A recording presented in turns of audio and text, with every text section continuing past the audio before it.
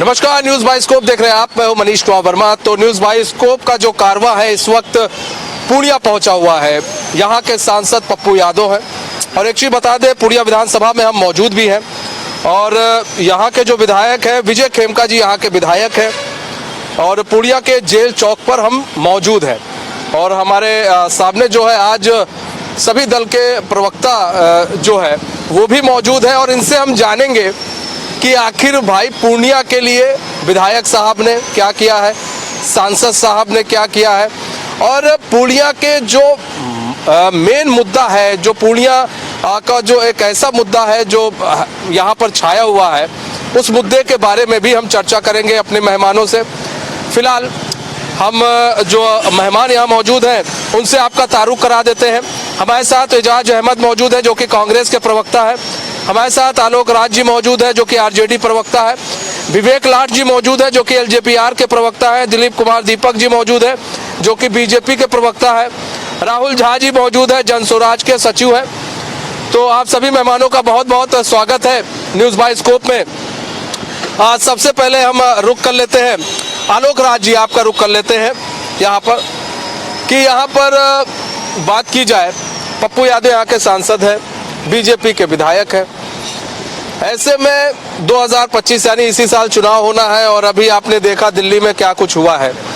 BJP कहीं ना कहीं आगे बढ़ती हुई नजर आ रही है और बीजेपी ने जिस तरह से दिल्ली का दिल जीता, क्या लग रहा है कि 25 के चुनाव में वो बिहार का दिल जीत पाएगी और पूर्णिया में जो क्या मेन मुद्दे हैं? सबसे पहले आपके दर्शकों को मेरी ओर से शुभकामनाएं, आरजेडी परिवार की ओर से शुभकामनाएं। हम आपको बता दें कि आपने कहा कि दिल्ली बीजेपी जीता है। दिल्ली और बिहार का चुनाव, दिल्ली में भी जो चुनाव था वो चूंकि 10 साल तक वहां गवर्नमेंट थी केजरीवाल की, तो लोगों के सरकार के प्रति नाराजगी थी 10 साल में, उसी का परिणाम बीजेपी जीता है।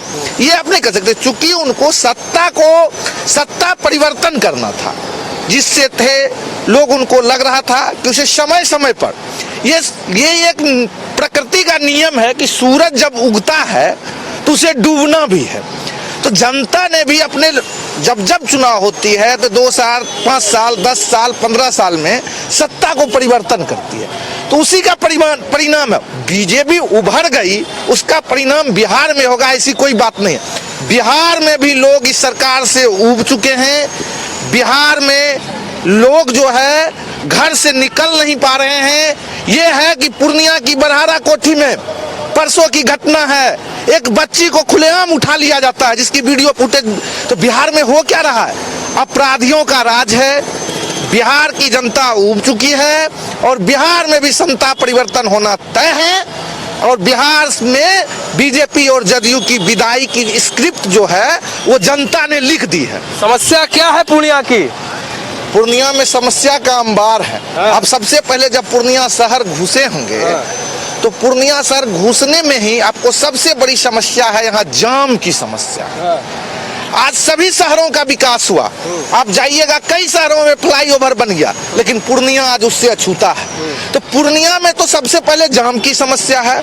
दूसरी समस्या है पूर्णिया में कि पूर्णिया में आज तक, पूर्णिया विधानसभा नहीं, पूर्णिया लोकसभा में ही सरकार के द्वारा कोई ऐसा उद्योग नहीं लगाया गया जिससे इस सीमांचल के लोगों को रोजगार मिल सके।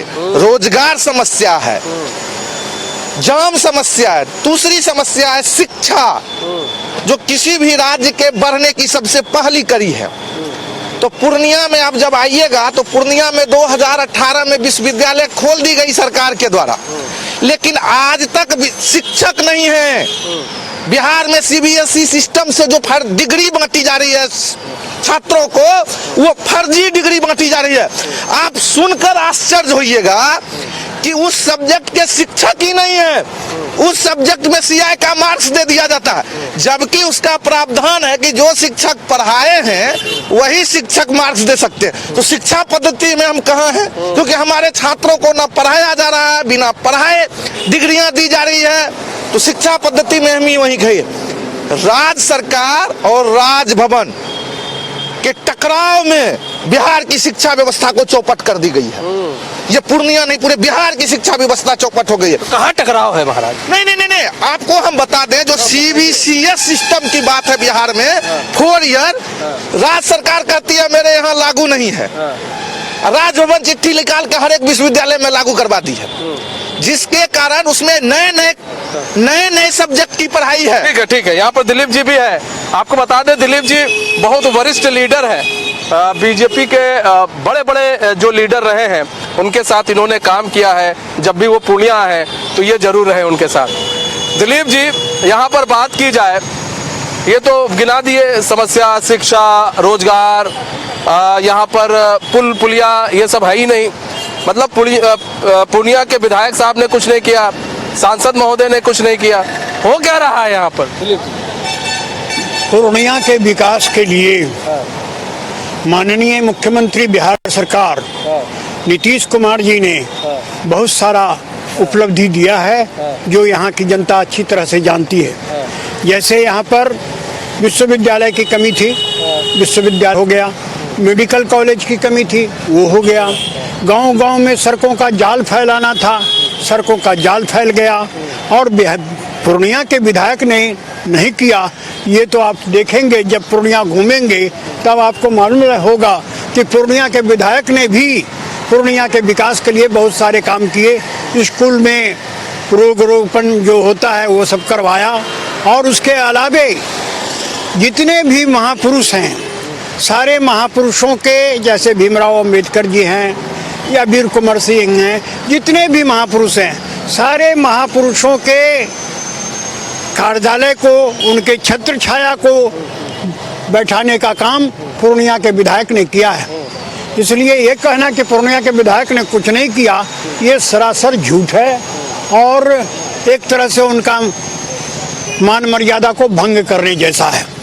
मान मर्यादा को भंग करने जैसा है। एजाज अहमद जी, यहाँ बात की जाए तो कांग्रेस हर जगह से साफ होती जा रही है। साफ इन द सेंस सुपड़ा साफ हो रहा है, दिल्ली से भी सुपड़ा साफ हो गया। ऐसे में क्या अपनी लाज बचा पाएगी कांग्रेस बिहार के अंदर और पूर्णिया के अंदर? अगर इंडिया अलायंस चुनाव लड़ती है, अभी तो फिलहाल पसोपेक्ष में फंसे हैं लोग, तो क्या लगता है पूर्णिया के अंदर क्या आप लोग अपने प्रत्याशी खड़ा करेंगे कि आरजेडी का प्रत्याशी खड़ा करेंगे?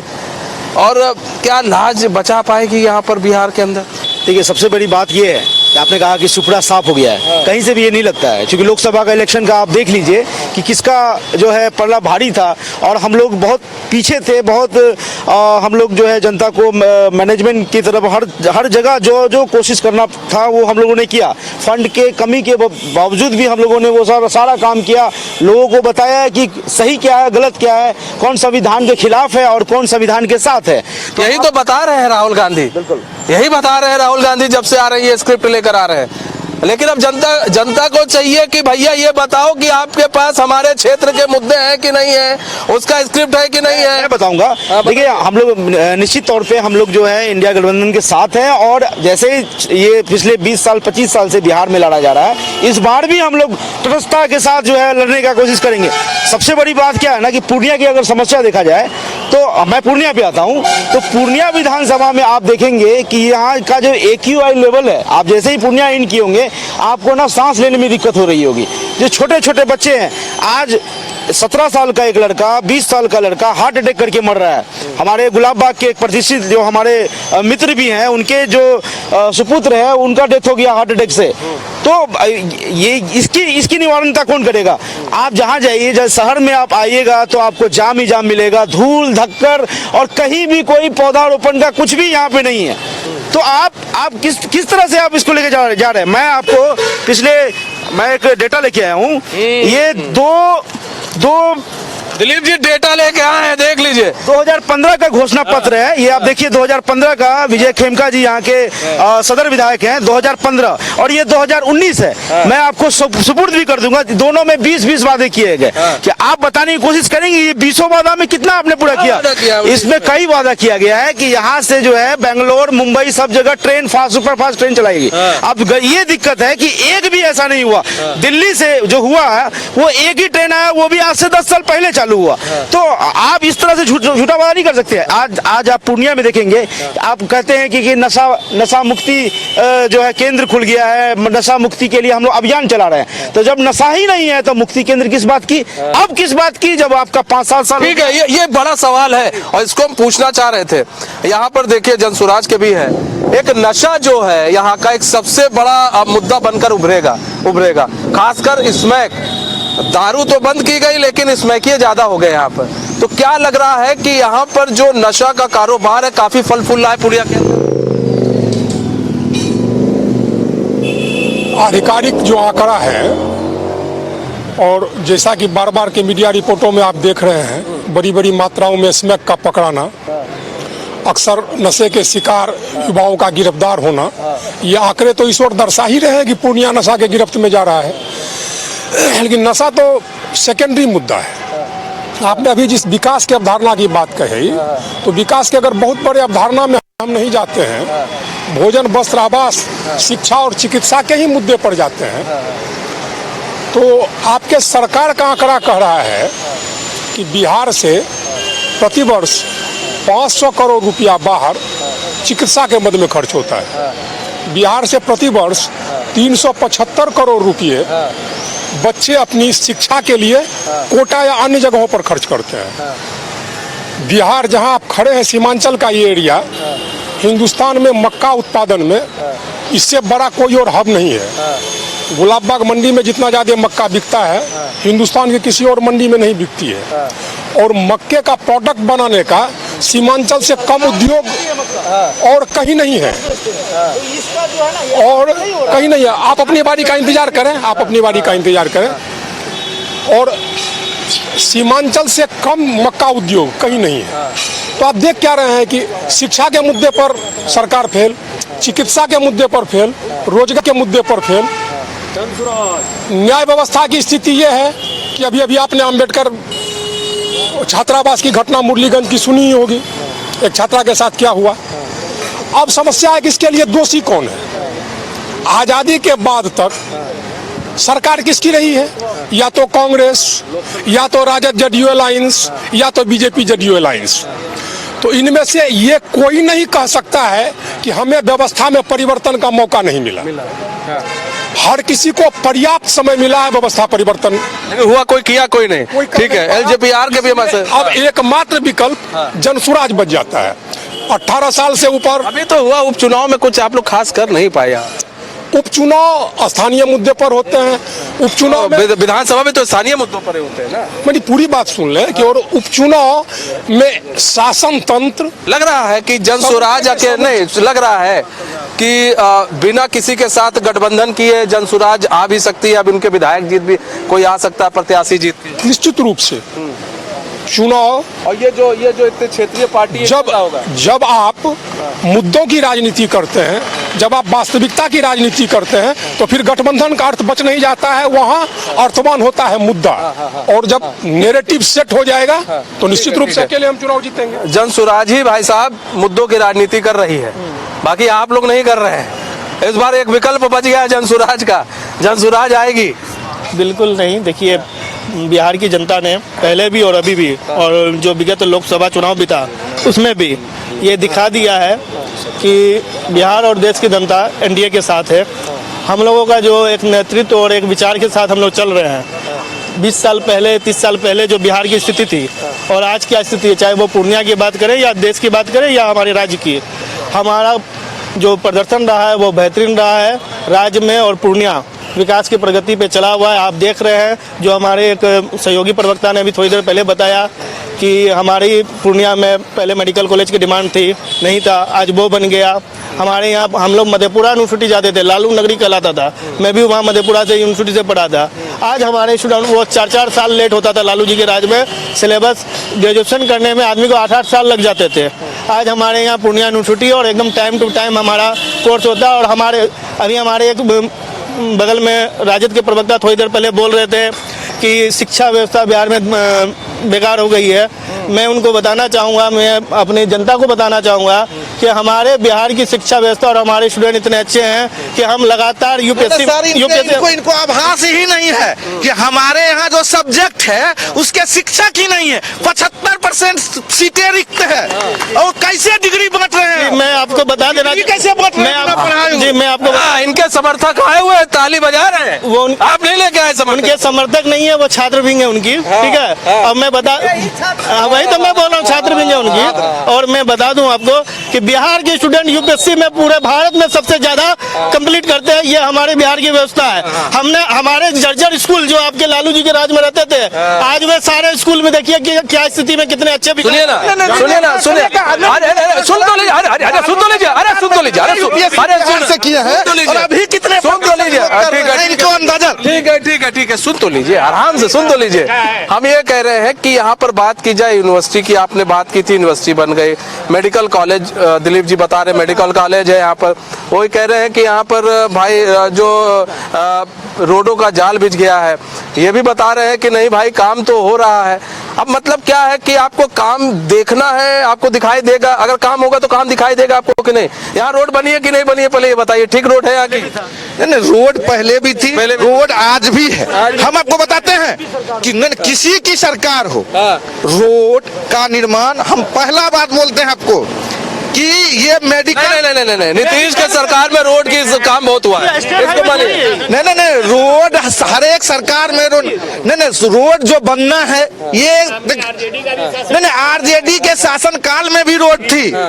रोड की एक क्रांति आई, सुन लीजिए, आप जिस रोड की बात कर रहे हैं नहीं, वो रघुवंश बाबू की देन है बिहार में, आरजेडी की देन है कि आरजेडी में जब रघुवंश बाबू ग्रामीण कार्य मंत्री बने तो बिहार की कितने किलोमीटर सड़कें बनी, इन लोग से पूछ लीजिए।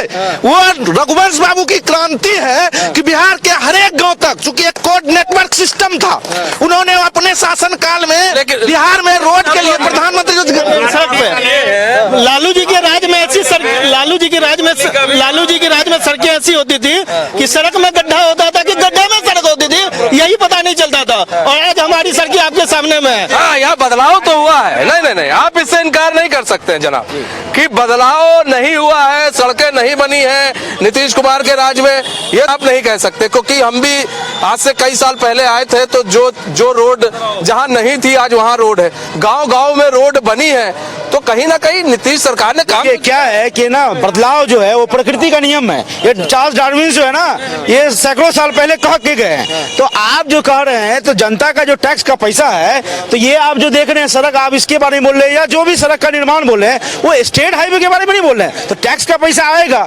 योजना में तो लगेगा ही लगेगा ना। तो मानते काम हुआ है ना, मतलब आप भी सड़क सुनिए ना, आप भी सड़क बनवाए।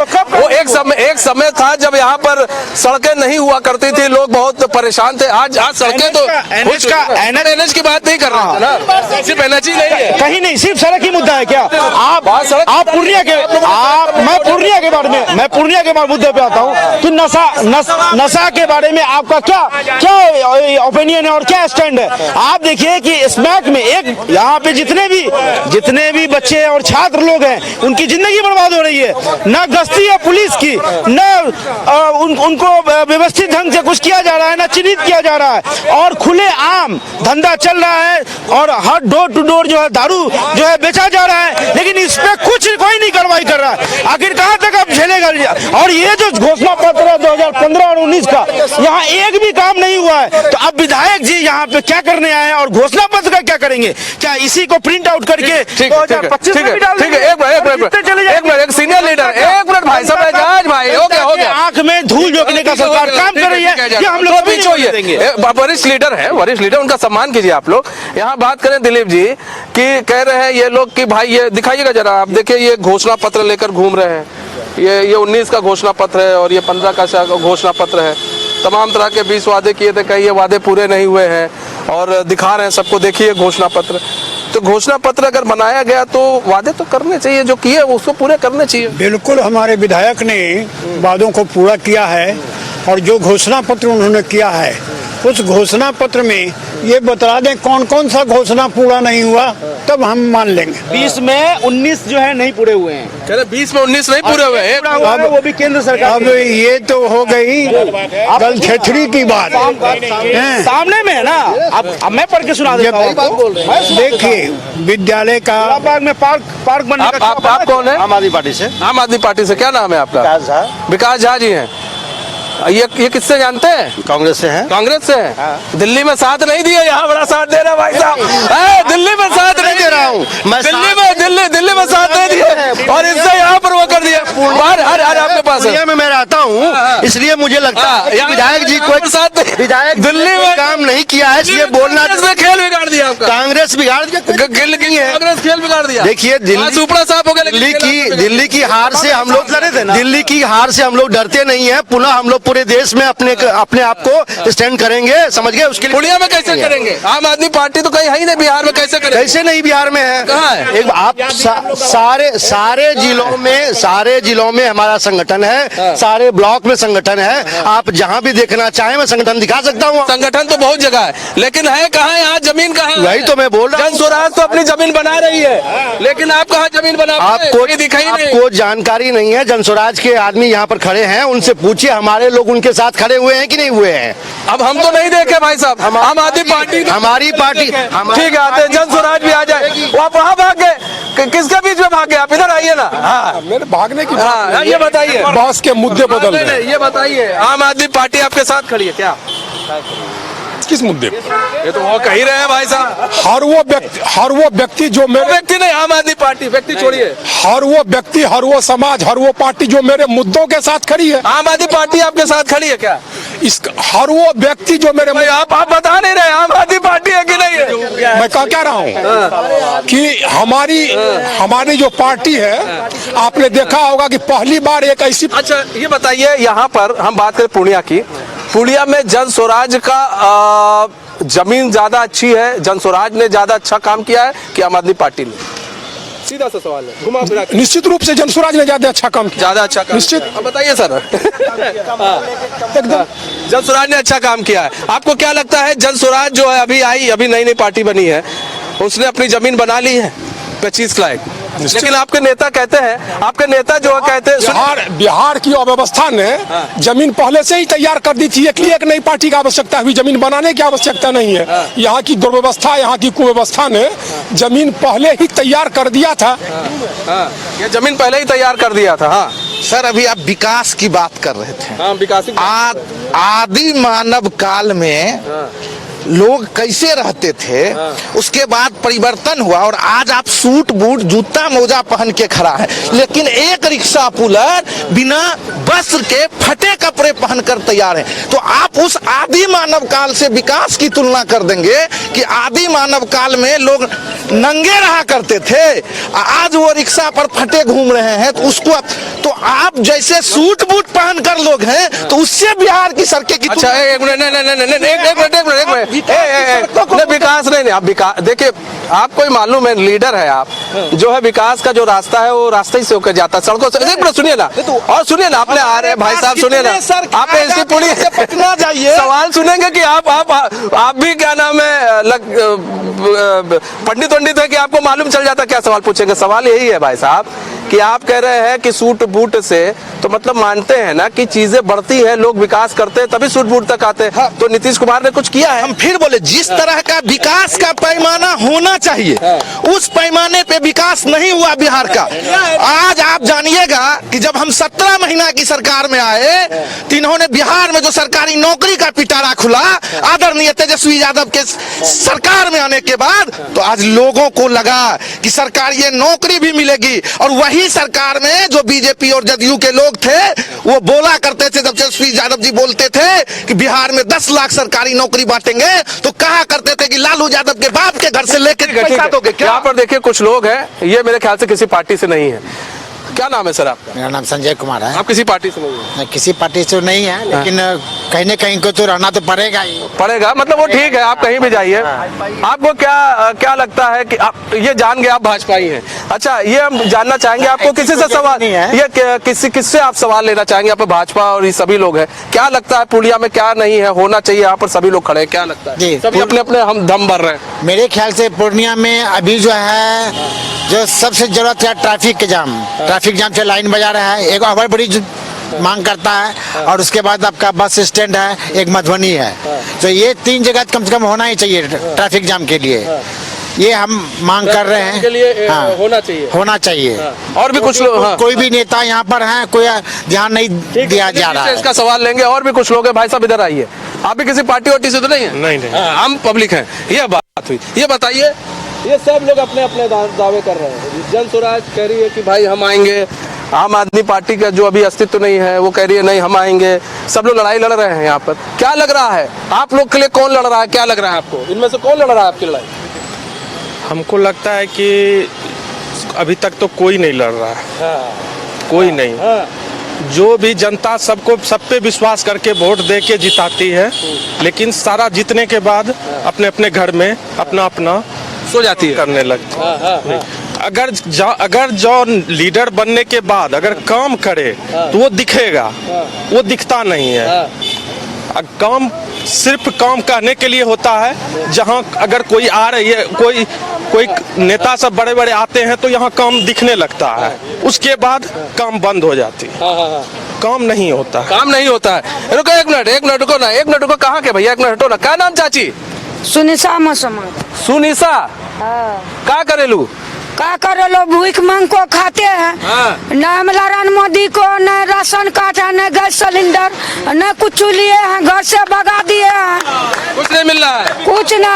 अच्छा यहाँ पर है नेताजी, यहाँ पर आइए, यहाँ पर आइए। दिलीप जी, एक मिनट आरजेडी के हो ना भैया, उधर खड़े रहो ना, आराम से कार्यक्रम करने दो। यहाँ पर देखिए, यहाँ पर एक महिला जो है आई है, ये कह रही है कि हमें नहीं मिला, जो सिलेंडर मिलना चाहिए वो नहीं मिला, हमें घर नहीं मिला है, राशन नहीं मिला है।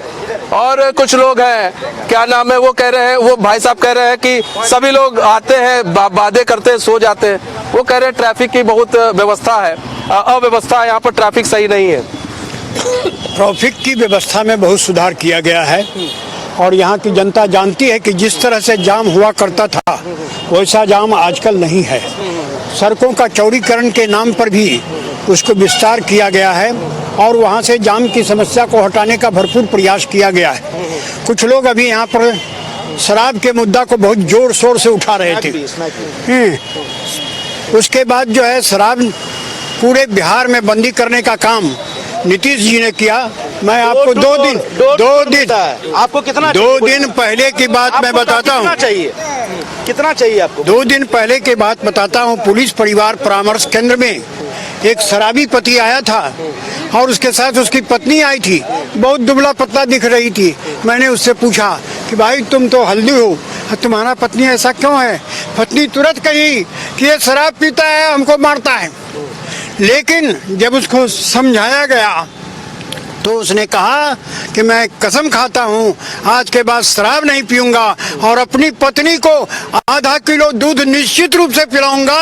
और अगले 14 तारीख को तो स्थापना दिवस है, इसलिए उस स्थापना दिवस के बाद जो आपका कार्यक्रम होगा उसमें मैं पत्नी को लेके आऊंगा। नहीं 10 सेकंड आपको बता दें, जिस शराबबंदी की बात कर रहे हैं, शराबबंदी अच्छी बात है, लेकिन आज पूर्णिया के हर एक मोहल्ले में नशा मुक्ति केंद्र खुल गया है। जब बिहार में नशा है ही नहीं, शराब है ही नहीं, ये नशा मुक्ति केंद्र में लोग कहां से आ रहे हैं? ठीक है। यहाँ पर बात करें, यहाँ पर एसके राजू जी भी मौजूद है, हमारे संपादक है, और पूजा मौजूद है जो कि यहाँ की रिपोर्टर भी है।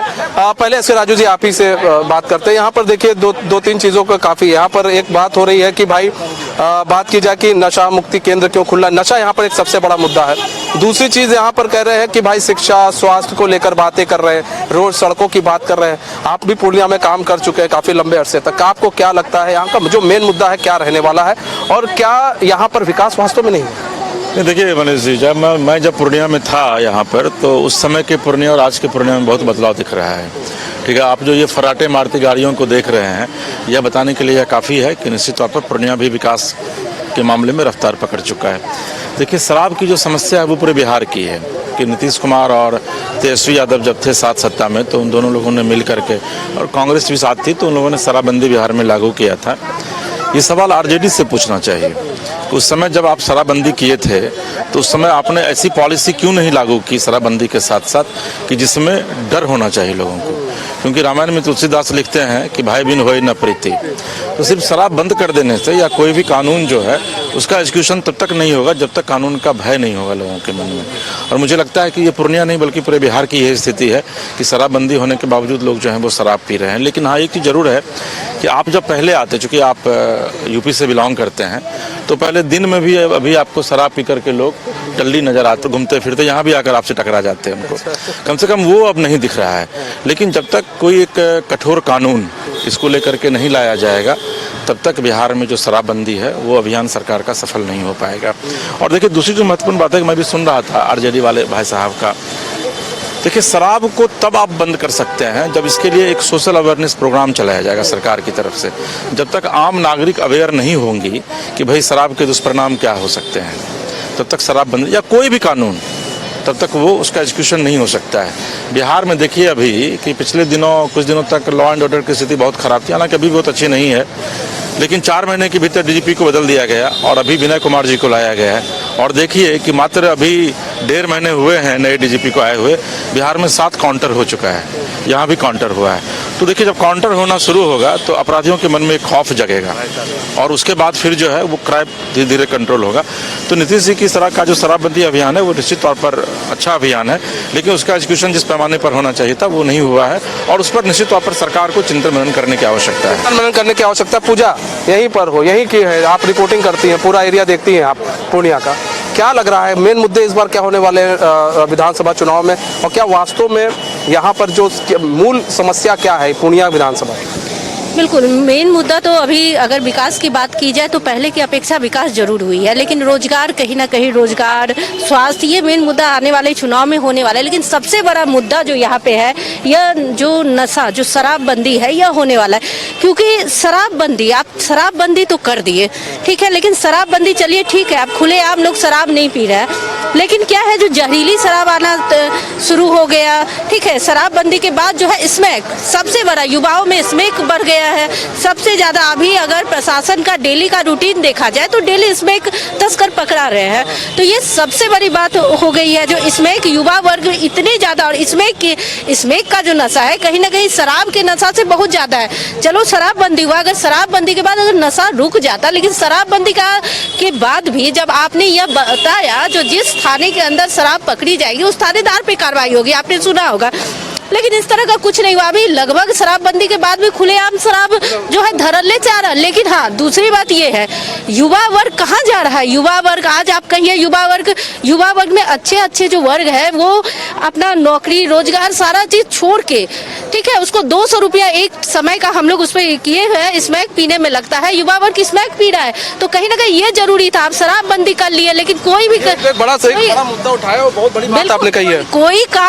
कोई भी कानून आप बना देते हैं, कल भी हम लोग बात कर रहे थे, जो आप रेवड़ी अभी बहुत ज्यादा बांट रहे हैं, ठीक है, लेकिन जब आप किसी भी तरह का कानून बना देते हैं तो कानून को धरातल पे लाना जरूरी है, ठीक है, कानून का सही हो। लेकिन कानून यहाँ शराबबंदी का एक जो है ये उल्टा हो गया यहाँ पर एक यहाँ मैं एक बात कहना चाहूंगी, जो ये पार्टी विशेष की बात नहीं है, चाहे बीजेपी हो, आरजेडी हो, कांग्रेस हो, जनसुराज हो, आम आदमी हो, सभी पार्टी को मिलकर सोचना होगा हमारी पीढ़ी कहाँ जा रही है, हमारे युवा वर्ग कहाँ जा रहे हैं। देखिए सबसे बड़ी बात है, और पूजा ने एक बहुत बढ़िया बात कही है कि जो युवा वर्ग है जिन्हें पढ़ना चाहिए, पढ़ना लिखना चाहिए, वो जो है वो नशे की ओर जा रहे हैं, नशे की ओर, अब स्मैक की ओर जा रहे हैं। शराबबंदी हुई, शराब अब चूंकि जो भी मिलती है वो महंगी मिलती है, तो युवा वर्ग उसकी ओर ना जाकर अब जो है स्मैक की ओर जा रहे हैं। सबसे बड़ी बात ये यहाँ पर जो शराबबंदी हुई है बिहार के अंदर, उसका मतलब कहीं ना कहीं एक ऐसा सख्त कानून होना चाहिए कि वास्तव में अगर आप शराब पीते या फिर शराब कहीं भी पकड़ी जाती है तो कार्रवाई आप पर होगी और कठोर कार्रवाई होगी। और पूर्णिया के अंदर ये मुद्दा तो रहेगा ही, और स्वास्थ्य दूसरा मुद्दा रहने वाला है रोजगार का, कि युवाओं को रोजगार नहीं मिल रहा है। पूर्णिया के अंदर ऐसी कोई कंपनी नहीं लगाई गई जिससे युवा कह सके नहीं हम बाहर नहीं जाएंगे, हम पटना नहीं जाएंगे, हम दूसरे इलाके नहीं जाएंगे, हम यहीं पर रहकर काम करेंगे। तो इस ओर भी ध्यान देना जरूरी है। फिलहाल मुझे और मेरे सहयोगी हीरा को दीजिए इजाजत। तो खबरों के साथ बने रहने के लिए देखते रहिए न्यूज़ बाइस्कोप। नमस्कार।